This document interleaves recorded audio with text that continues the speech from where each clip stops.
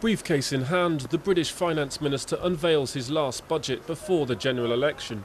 By offering to cut tax on cheaper housing, Alistair Darling will hope that the plan will woo back voters who have been hit hard by the recession. The removing of the stamp duty for the first-time home buyers is brilliant for me because I want to climb that ladder, so I think it will make it a lot easier.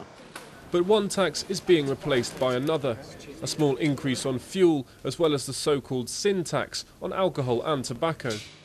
It's always the same, it's just that everything goes up, but it's always the same thing that's going up. Cigarettes, alcohol, fuel, it's always been the same. Yes, disappointment. In the midst of fierce election campaigning, the opposition has used the budget to criticise the ruling Labour Party. It says Gordon Brown's government has done nothing to rein in spending, despite facing a budget deficit of £167 billion. The answer is the government's run out of ideas. High levels of debt, high levels of borrowing, more tax, more debt, more waste really is the answer. And this budget, this government is not going to see us out of this. You need a new government.